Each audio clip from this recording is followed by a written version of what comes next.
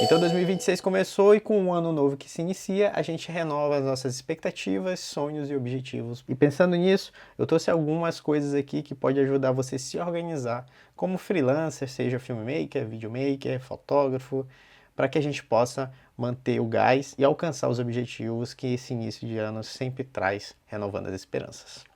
Bora comigo depois da vinheta.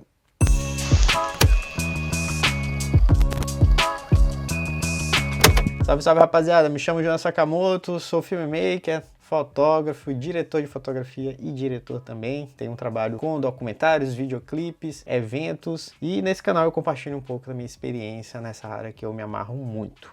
E para começar esse papo de hoje, como é que a gente pode estruturar e nos organizar para esse ano que se inicia, eu começo dizendo uma coisa que é meio óbvia, mas que muita gente não dá atenção, que é o quê? Atualize o seu portfólio. O seu portfólio é um dos principais canais de posicionamento e divulgação do seu trabalho. É lá que o seu potencial cliente, seja ele agência, um artista ou alguém que tem um trabalho voltado para um cunho mais institucional, vai entender quem é a sua essência e qual é a sua visão artística e criativa para aquilo que você se propõe a fazer. Então organize e atualize seu portfólio fazendo uma curadoria, elencando aquilo que essencialmente comunica e como que você trabalha o seu talento manuseando uma câmera. E o próximo item é estruture seu ano por trimestre, tá? Desde que eu me toquei sobre isso, cara, muita coisa saiu da minha cabeça, porque assim eu consigo pensar em projetos e executar trabalhos a curto, médio e longo prazo. Por que trimestres? Trimestre é perfeito porque dá uma sensação de círculo que pode se iniciar e fechar.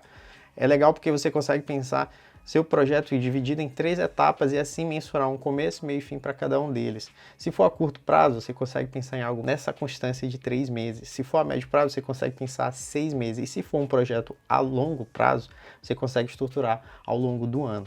Essa metodologia é muito legal e ajudou também eu entender quais são os meses que são mais aquecidos, quais são os meses que têm uma demanda mais baixa, e assim eu consegui estruturar de uma maneira bem produtiva. Então, fica essa dica de vocês organizarem o ano de vocês por trimestre, tá? E assim concentrar quais são os meses mais aquecidos, menos aquecidos e também quais são os projetos que são executados a curto, médio e longo prazo. Esse próximo tópico não diz necessariamente sobre o manuseio de câmera, criatividade. Essa é uma parte que acontece mais nos bastidores, principalmente agora que vem com tudo sobre como que a gente vai estar fazendo nossas movimentações financeiras. Tem gente já produzindo conteúdo sobre isso, sobre declaração de imposto e tudo mais. Mas o ponto que eu quero tocar aqui com vocês é: tenha a contabilidade em dia e seu financeiro em ordem. Por quê? Cara, se tua cifra de trabalho está cada vez crescendo, a sua emissão de nota também vai estar crescendo. E aí que entra, talvez, a contratação de um profissional para cuidar dessa parte para você. Eu tenho uma contadora que ela que cuida basicamente das minhas emissões de nota, mantém meu financeiro em dias, meu inventário, e isso facilita muito, porque se eu tiver com toda essa parte completa, eu posso me candidatar e me inscrever para projetos como editais, uma vez que essa parte precisa estar toda organizada para quando você for eventualmente aprovado, não tenha nenhum problema. E um outro tópico também é com relação ao financeiro. Some todas as suas contas, todos os gastos. Coloque na ponta do lápis. Paralelo a isso, faça uma pesquisa de mercado, quanto que está sendo cobrado e custeado os trabalhos que vocês podem fazer na sua cidade. E misturando essas duas coisas, você consegue mapear mais ou menos como que você consegue executar, propor, negociar e precificar seu trabalho. É muito importante isso porque, galera, a gente precisa manter nossas contas em dias, tá? É meio chato, sim, concordo. Negociar para mim por muito tempo foi um balanço, assim, uma parte que me desgastava absurdamente, mas uma vez que tu precisa trabalhar isso, entender quais são os seus limites e como executar essa parte, cara, ela é fundamental, assim, porque, como eu falei anteriormente, a gente precisa ter nossas contas em dias e eu penso que a gente cada vez mais tem que almejar cifras maiores para que a gente continue executando o trabalho da melhor maneira possível e em condições mínimas possíveis, porque vocês sabem que cada ano que passa as coisas vão ficando mais caras, a gente sabe o quanto é suado para ter o nosso equipamento. Então, por favor, tenha muita atenção sobre esses dois tópicos de contabilidade e financeiro. Responda com agilidade. Esse tópico é extremamente importante. Eu arrisco a dizer que a maior parte da galera que fecha trabalho nem é necessariamente sobre talento, meio polêmico isso que eu posso estar falando, mas tu responder com agilidade diz muito sobre o seu posicionamento, porque a pessoa ela quer, às vezes, o trabalho para ontem. tá? Ou ela recebeu o bolo de alguém com quem ela tinha chamado. Enfim, tem múltiplas variáveis. E responder com agilidade diz muito também sobre o seu posicionamento diante de um cenário mercadológico, tá? Então, sempre que possível, a pessoa mandou o contato, pelo menos responda, cara, agora eu não posso, mas já dá uma prévia de horário para que a pessoa possa ter uma noção de quando você pode responder. E se você não pode, não tem problema nenhum em dizer não. Falei, cara, infelizmente não consigo te atender agora. Mas aí passa uma indicação, tipo, fala com fulano, fala com seu ciclano, que isso ajuda e diz também sobre a sua natureza nesse teor profissional. Então, para o sim ou para o não, responda com agilidade. E a nossa conversa avança agora para um tópico que eu gosto muito, que é faça projetos autorais. A construção e criação de projetos autorais faz com que o seu eu criativo não morra ou vá para a UTI, tá? Eu entendo perfeitamente que a gente precisa estar ali atento, prestando serviço, executando os trabalhos, porque, enfim, como eu falei lá no começo, contas precisam ser pagas, tá? Mas à medida que você faz projetos autorais, você desempenha e amadurece a sua assinatura criativa, tá? Além do que a pressão, à medida que você vai criando projetos autorais, fica só a cargo de si mesmo, suprir uma expectativa interior. Porque a partir do momento que você executa trabalhos alheios, né, ou seja, para outras pessoas, marcas, enfim, você vai estar, querendo ou não, de certa forma, suprindo uma expectativa externa, tá? E à medida que você cria projetos autorais, você está fazendo um serviço, né? Ou seja, uma carta de amor para você mesmo diante da perspectiva de como você olha, sente e se relaciona com o mundo lá fora. Então faça projetos autorais para você exercitar seu olhar criativo. Dito isso, eu avanço para o próximo tópico que conversa diretamente com o tópico anterior, que é compartilhe o seu trabalho. Eu arrisco a dizer que 80 até 90% dos trabalhos que eu executo, eles vêm oriundo de contatos que as pessoas têm comigo através das minhas redes sociais. E aí é uma escolha muito pessoal. Eu, particularmente, abasteço as minhas redes sociais com o meu trabalho ou assuntos relacionados ao meu trabalho. O máximo que eu faço de compartilhar alguma coisa mais íntima é alguma coisa, algum momento vivido com o meu filho ou a minha rotina de treinos, tá? A partir do momento que você compartilha o seu trabalho nas redes sociais, você vai estar passando uma informação, um recado para o seu cliente de como foi prazeroso participar desse projeto, ao mesmo tempo que você comunica para outras pessoas a entrega que você fez, né? Como que você executou, como foi o processo criativo. Então, compartilhe seu trabalho para as pessoas verem e isso ajuda muito porque é através das redes sociais que você pode chegar em potenciais novos clientes, tá? Então, se posicione dessa forma e compartilhe porque isso comunica de uma maneira muito clara quem é você no meio desse jogo todo. Lembra da parte que eu falei sobre estruturar seu ano por trimestres? Isso conversa com esse próximo tópico que é estabeleça metas possíveis, tá? Por que eu tô falando isso para vocês? Eu vou dar um exemplo da minha rotina de treino, tá? Eu peguei e essa informação já estava circulando ao longo do ano e eu nunca entendi ao certo porque até que a filmmaker e creator Paula Mortente, acho que é isso. Eu vou deixar o nome dela em algum canto aqui na tela para vocês darem uma olhada. Ela era uma dessas pessoas que estava compartilhando seu treino a respeito dessa informação que eu queria muito saber, que era a meta de 208 treinos, né? E, resumidamente, é o que? 18 treinos ao longo de um ano dá uma média de 4 treinos por semana. E essa meta ela é muito legal porque tu não fica numa meta baixa, penso eu, de 3 treinos por semana, e também não fica numa meta que, se você não conseguir cumprir, você vai potencialmente se frustrar de 5 a 6, ou quem sabe treinar todo dia. Então 4 fica entre esse meio termo. O que conversa diretamente com esse tópico, que é o quê? Quando você estabelece metas possíveis, você se mantém no jogo e não cai nessa armadilha de frustração de não ter conseguido, meio deprê de não ter conseguido tirar essa ideia do papel. Então estabeleça metas possíveis, tanto nesse âmbito de, cara, eu quero dobrar esse ano meu faturamento, ou então eu quero executar X projetos esse ano e, a partir disso, estabelecer um objetivo claro. Porque quando a gente tem essa sensação de que a gente vai alcançar uma meta e está mirando nela, a gente mantém o nosso gás ali e não se perde diante das imprevisibilidades que acontecem, ao mesmo tempo que não se perde também diante das cobranças, enfim, dos trabalhos, da vida pessoal, familiar e etc e tal.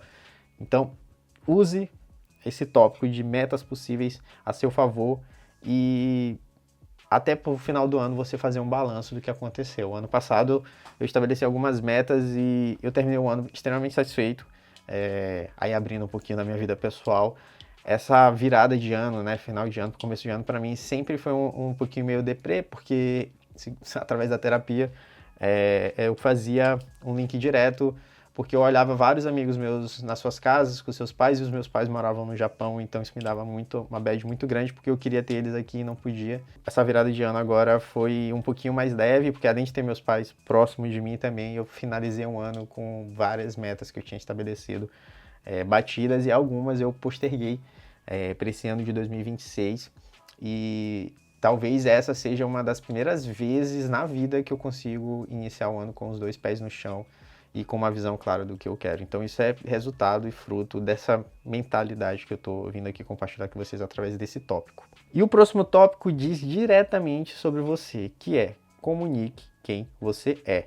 Se você almeja ser um diretor de fotografia, deixe isso claro. Se você almeja trabalhar com eventos, deixe isso claro. Se você almeja ser fotógrafo de casamento ou trabalhar no mercado de casamento, deixe isso claro. Por quê?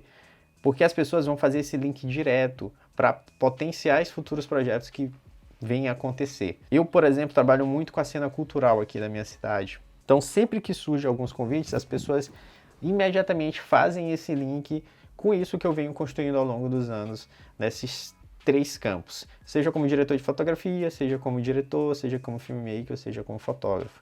E esse posicionamento, eu tenho cada vez mais trabalhado isso através do meu portfólio, meu posicionamento em redes sociais.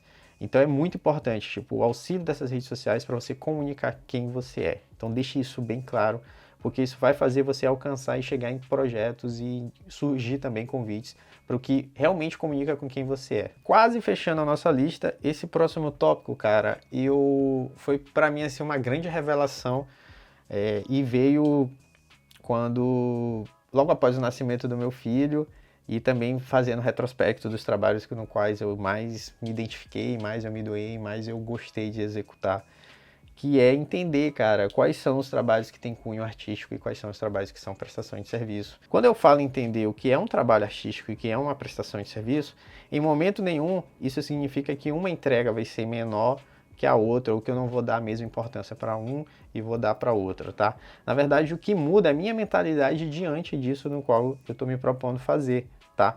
Quando alguém me chama para executar um trabalho artístico, eu entendo que a pessoa quer também a minha visão em cima daquilo, certo? E o quão a minha bagagem vai influenciar também no que aquela obra vai comunicar. Quando alguém me chama para prestar um serviço, ela está pedindo nada mais, nada menos mesmo que eu execute com excelência aquilo que eu me proponho para fazer. Se eu vou me conectar ou não, já é uma outra coisa, sabe? Que diz respeito mais a mim e a minha relação com aquela entrega do que necessariamente a qualidade da entrega que eu vou entregar, que eu estou me propondo a entregar, tá? Ter isso em mente, assim, me ajudou muito a me livrar de furadas, porque, sim, existiram trabalhos no qual eu não me orgulho, no qual eu não curti participar, no qual eu não vi que aquilo se conectava comigo, de certa forma. E não tem problema nenhum, o mercado é extremamente diverso, existem caminhos inúmeros para se seguir, mas quando eu entendi isso e eu tive essa virada de chave, a coisa tomou um outro rumo e eu consegui estar mais consciente, mais presente e mais afiado para aquilo que eu estava me propondo fazer em níveis de técnica, em níveis de qualidade, de processo e de entrega, e de um tópico muito importante também, que é sobre como eu consigo me relacionar com os envolvidos diante dessa entrega. E para fechar a nossa lista e pegando o gancho do finalzinho do tópico anterior, eu finalizo aqui essa conversa com vocês dando um toque sobre, cara, trate bem o seu amigo, trate bem o seu colega de trabalho, tá? Quem é mais experiente aí, já está há um tempo no mercado, vai entender disso que eu estou falando, cara. Audiovisual é um mercado extremamente caro, é um mercado extremamente elitizado e literalmente o tempo é dinheiro. Então isso faz com que, de fato, as entregas a gente tenha, de fato, um teor de nervos à flor da pele, por assim dizer. Porque a gente não necessariamente vai ter tempo para repetir a entrega, para repetir uma cena, porque cada minuto ali ele é extremamente cronometrado. Então isso favorece muito um ambiente para que as pessoas estejam bastante estressadas, nervosas, porque vai estar todo mundo ali se dispondo para fazer uma entrega de qualidade, uma entrega significativa e dando o seu melhor. E se tu não trata o teu amigo bem, cara, vira uma bola de neve. De verdade, assim, eu já tive sets que literalmente faltou luz, de tão tenso e tão estressante que foi, e tão carregado o ambiente estava. E aí, tem um verso de uma música do Síntese, que é um rapper de São José dos Campos, interior de São Paulo, que me marcou muito, que é a vida é tratamento, saca, assim, e eu concordo demais, assim, a vida é como a gente trata as pessoas e espera ser tratado, e isso conversa muito com esse cara aqui, que é um livro que eu ganhei, só isso aqui rende um vídeo só, mas tenha em mente isso, saca, até porque você vai ser lembrado pela pessoa que você se comportou dentro de um set de gravação, e as pessoas vão lembrar do quão agradável ou não você foi tratado, tá? Como eu falei pra vocês, a gente trabalha numa área que é muito cara, saca? E para além do preço que é toda essa produção, é também entender o valor de cada entrega, saca? Porque é o mais próximo que a gente tem de ter contato com alguma memória. Por isso que eu sou tão fascinado de trabalhar com o que eu trabalho, porque é através do audiovisual, da fotografia, que a gente consegue revisitar outras memórias, sabe? E então, tratar algum colega bem ou ser lembrado de como você tratou o seu colega de trabalho acaba passando por isso, de ser uma recordação boa ou não, uma experiência boa num set de gravação ou numa cobertura de evento, e enfim, beleza? Esses foram alguns tópicos que eu trouxe aqui para vocês, tem outros que merecia também estar aqui, mas aí o vídeo ia ficar muito longo, então eu deixo essa pincelada para vocês e quem sabe futuramente eu posso fazer outros tópicos também que valem muito a pena. Essa parte do financeiro, por exemplo, eu não vejo muita gente aí falando e contas precisam ser pagas, mas me diz aí o que tu achou, se trouxe algum fator agregador para iniciar esse ano com esses tópicos, esses assuntos que eu abordei aqui com vocês, e curte, compartilha esse vídeo com quem tu acha que pode ser impactado positivamente com algum desses tópicos. Se tiver alguma coisa, alguma dúvida sobre o que eu falei, cola aqui nos comentários, eu vou adorar trocar essa ideia. Se tu não se inscreveu, se inscreve aqui no canal. Como eu falei lá no início, eu estou sempre que possível aqui compartilhando reviews de equipamento, dicas criativas e como é que é trabalhar nessa área que é muito fascinante, que é o audiovisual e a fotografia. Beleza? E é isso. A gente se vê no próximo vídeo. Valeu!